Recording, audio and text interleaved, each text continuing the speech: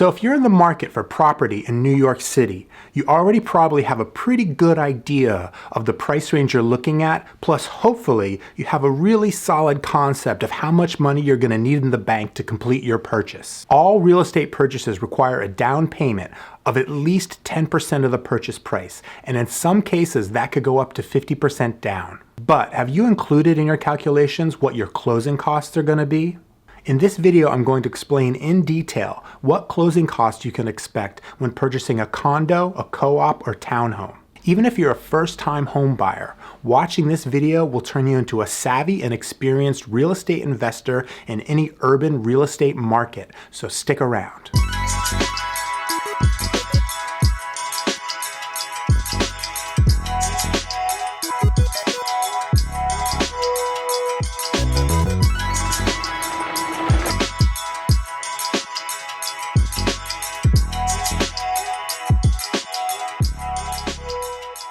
Okay, so today we're going to learn about the different closing costs involved with purchasing a condo, a co-op, or a townhome. I'm going to tell you how much to expect to pay and what those different charges are for. Make sure you stay tuned because at the end of this video, I'm going to let you in on a little secret about how you can save significantly on your closing costs and how you can use an awareness of what your closing costs are going to be to negotiate a better deal. Now, before we get started, please do me a favor. Press that subscription button right down there. I'm putting out new content all the time and I don't want you guys to miss anything. Hit the subscribe button, make sure to like this video, and feel free to drop a comment or question below if you have one. If you have a question about real estate, feel free to just give me a call. I always post my number in the description below, and I pick up my phone when it rings.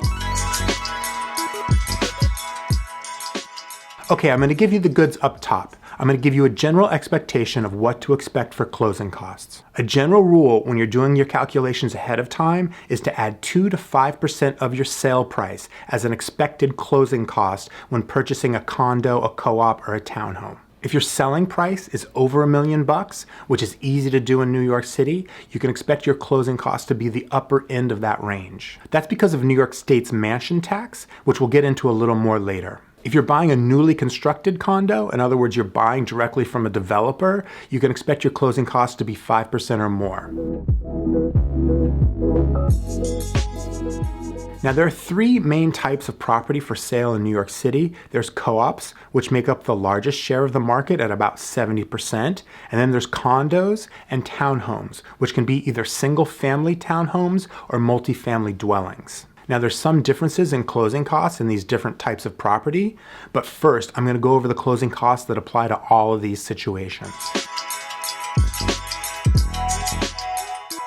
So no matter what you purchase and how you purchase it, you're going to need a good attorney to finish your deal. You can expect to pay between $1,500 and $5,000 in attorney fees, depending on the complexity of the transaction. An attorney should charge you a flat fee to represent you in all aspects of the sale. Real estate attorneys do not normally charge by the hour. Now, typically, an attorney gets paid at the closing, but in some cases, attorneys do ask for a percentage as a deposit up front. Now, it is possible to get an attorney for less, but I would really caution you against this. Having a great attorney is really essential to having a successful real estate deal, so it's not really an area you want to skimp on.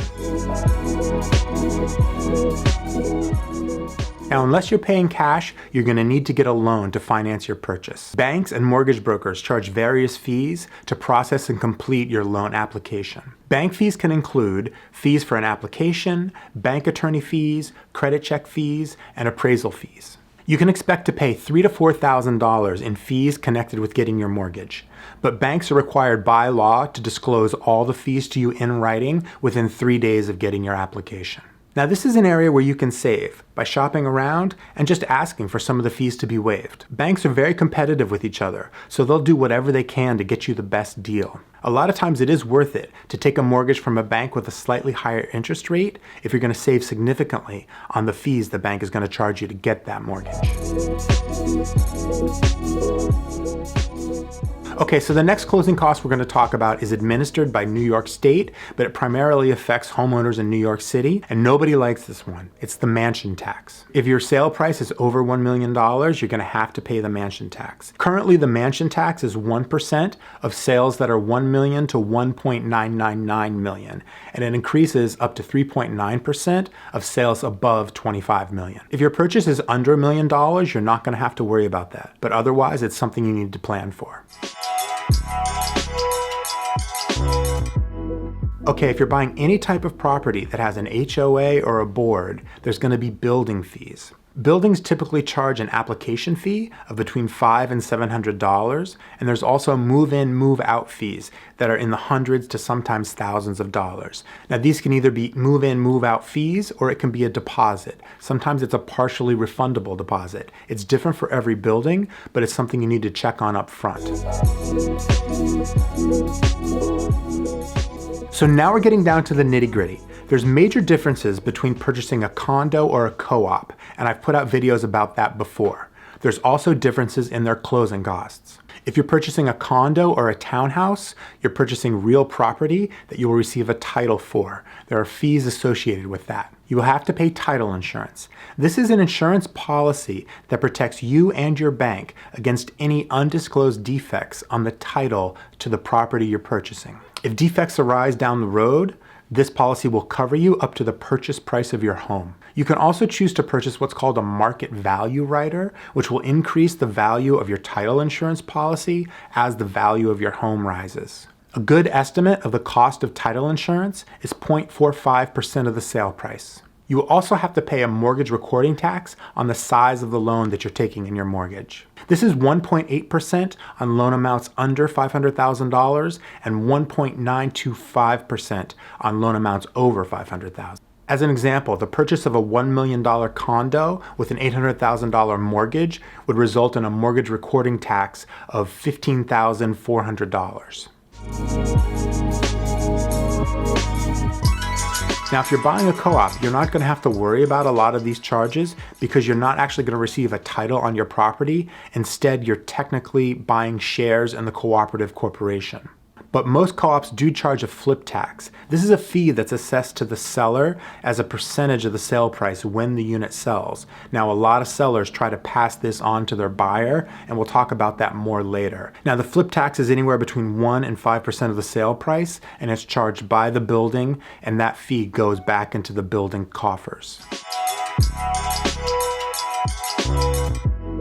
Okay, in the beginning, I told you I would tell you how to negotiate and save money on your entire deal using your closing costs, and I'm going to roll that into my last scenario because the last scenario is currently where buyers have the most negotiating power in the current market. If you're looking to buy a new construction condo, there's additional closing costs that will be charged by the developer to the buyer. This includes a New York City transfer tax, which is 1% of any purchases below $500,000 and 1.425% of any purchases above $500,000. Also, on top of this, there's a New York State transfer tax of 0.4%, and developers typically ask the buyer to pay for their attorney fees. But with the oversupply of new construction in the New York City market in recent years, all of these costs have become very negotiable. Maintaining the selling price of their units is one of the most important things for developers, and they would much rather cover a lot of the closing costs for the buyer than lower the selling price. This could save you tens of thousands of dollars or more. You can easily get the transfer taxes and the seller's attorney's costs paid, and you might even be able to get your mansion tax covered or get other closing costs from the developer.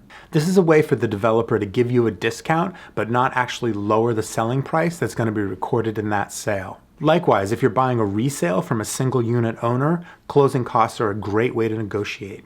That flip tax, for example, that's one of the first things I would insist on being removed from the contract. Everything else is on the table too. Remember, that condo or co-op owner is under a lot of pressure to maintain the selling price to support the value of the units and the rest of the building. If you make them a fair offer, there's no reason you can't ask them to pay your attorney fees or pay your move-in costs. Okay, at this point, we've talked about all the different closing costs associated with a real estate deal in New York City.